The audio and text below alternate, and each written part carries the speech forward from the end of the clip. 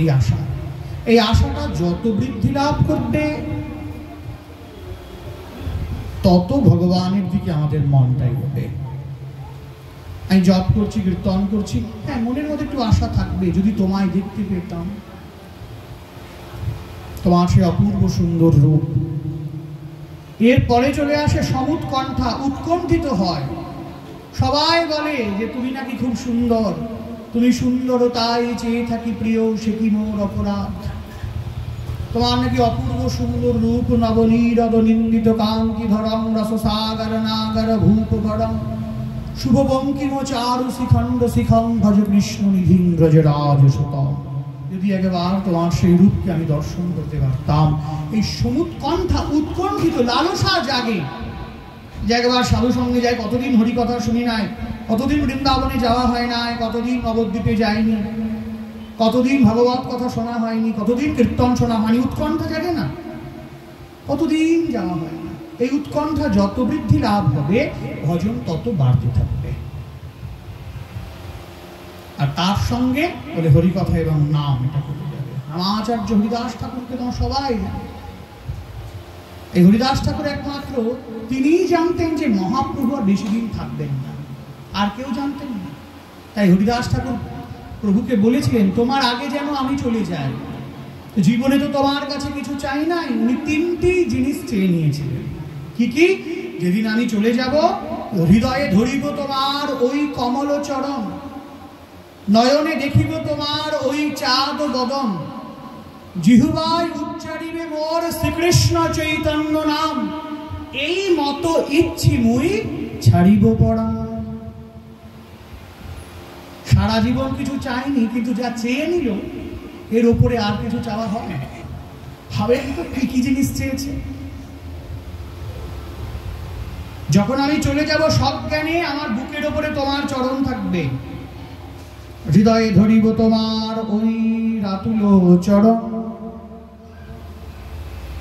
আর নয়নে দেখিব ওই চাঁদ বদন, নয়নে তোমার ওই চন্দ্র বদনকে দর্শন করতে পারি।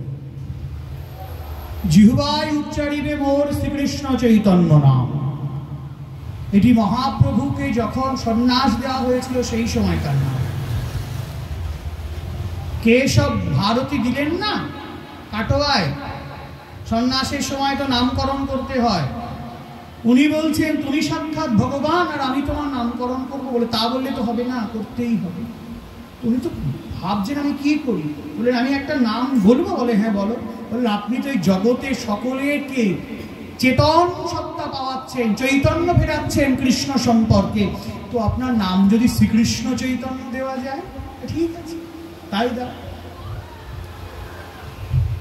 তাই হরিদাস ঠাকুর শেষের দিনে তিনি বলেছিলেন যে জিহ্বায় উচ্চারিবে মোর শ্রীকৃষ্ণ চৈতন্য নাম। তাই মহাপ্রভু আক্ষেপ করেছিলেন যে তুমি এত তাড়াতাড়ি চলে যাবে, আমার যা কিছু সুখ সবই তোমার লইয়া। কিন্তু হরিদাস ঠাকুর বললেন যে না। পরের দিন সকালে আসলেন সমস্ত ভক্তমণ্ডলীকে নিয়ে, তারা আনন্দে উদ্দণ্ডে বাহু তুলে হরিনাম সংকীর্তন করছেন। চৈতন্য মহাপ্রভু তিনি সামনে গেলেন। হরিদাস ঠাকুরের তখন ৮০-৮৫ বছর উপরে বয়স। ৩ লক্ষ হরিনাম করেন, প্রায় ১৮ ঘন্টার উপরে সময় যেত এই হরিনাম করতে। বিরাট হরিনাম শুরু হচ্ছেন, বক্রেশ্বর পণ্ডিত উদ্দণ্ড বাহু তুলে নৃত্য করছেন। মহাপ্রভু তিনি প্রশংসা করছেন আজকে হরিদাস ঠাকুরের।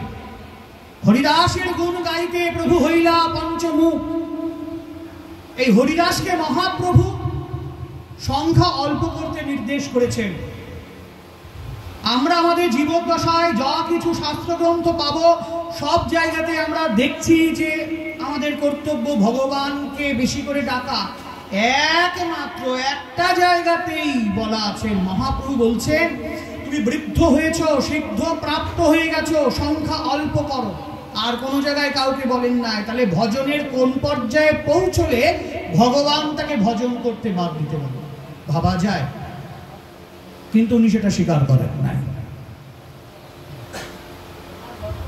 সকলকে বলছেন হরিদাস ঠাকুরের এই অবস্থা, দেখো কত বড় সাধু। শেষে যখন হরিদাস ঠাকুর বুঝছেন যে তার আর সময় নাই, মহাপ্রভুকে উচ্চ আসনে বসিয়েছিলেন, তখন মহাপ্রভুর চরণ দুটি বুকের মধ্যে জড়িয়ে ধরেছিলেন। নয়ন দিয়ে গৌরের সেই অপূর্ব রূপকে দেখছেন।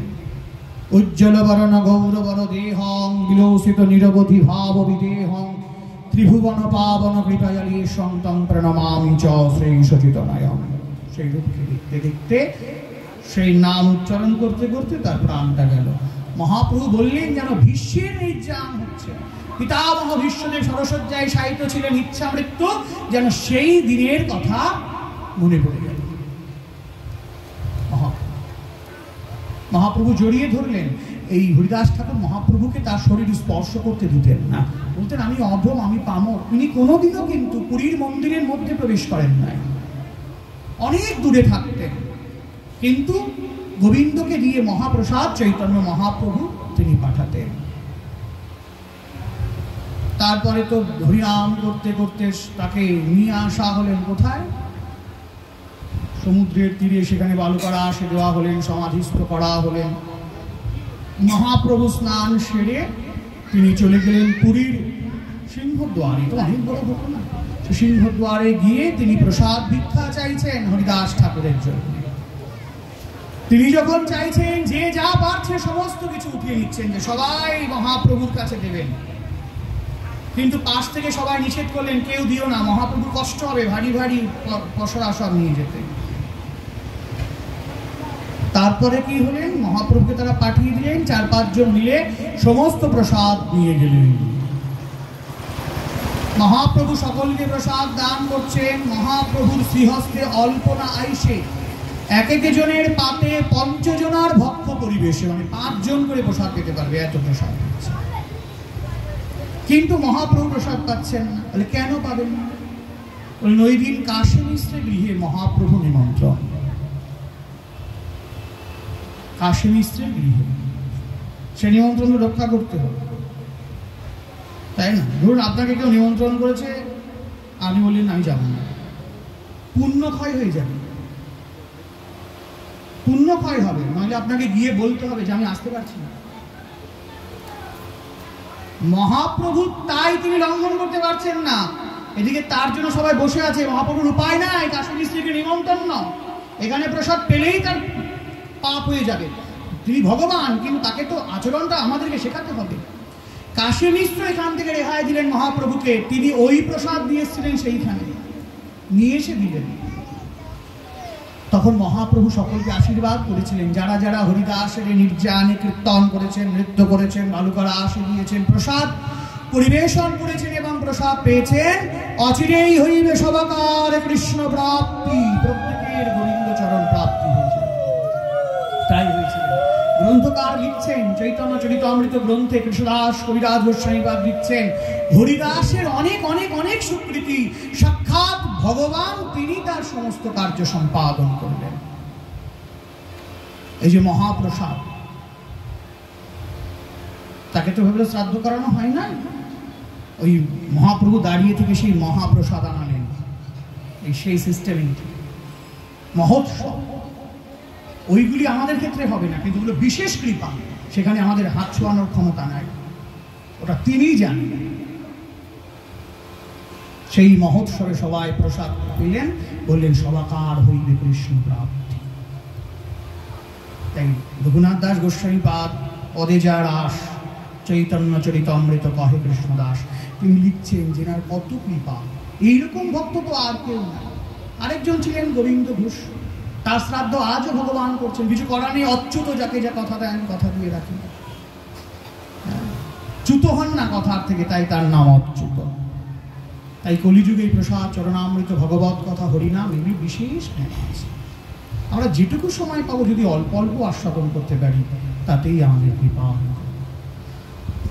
এরপরে তো ভোগ লাগবে, তাই না? হরিনাম করে দিই। তো যাই হোক, যার উদ্দেশ্যে আমাদের এই হরিকথার সাধন হলেন, আর সকলেই চায় তিনি যেন গৌর গোবিন্দ চরণারবিন্দে থাকেন। পুনরপি জনমং পুনরপি মরণং পুনরপি জননী জঠরে শয়নং। আমরা জন্ম লাভ করি, আমরা মারা যাই, আমরা আবার জন্মায়, আমরা গৌর চরণে প্রার্থনা রাখি তিনি যেন ভগবৎ চরণে থাকেন, সেখান থেকে সকলকে যেন কৃপা করেন, আশীর্বাদ করেন। এই প্রার্থনা গৌর গোবিন্দের চরণে জানিয়ে উপস্থিত সকল ভক্তবৃন্দের চরণে বিনম্র প্রণাম নিবেদন করে আমাদের ভগবত কথা এখানে বিশ্রাম নিচ্ছে।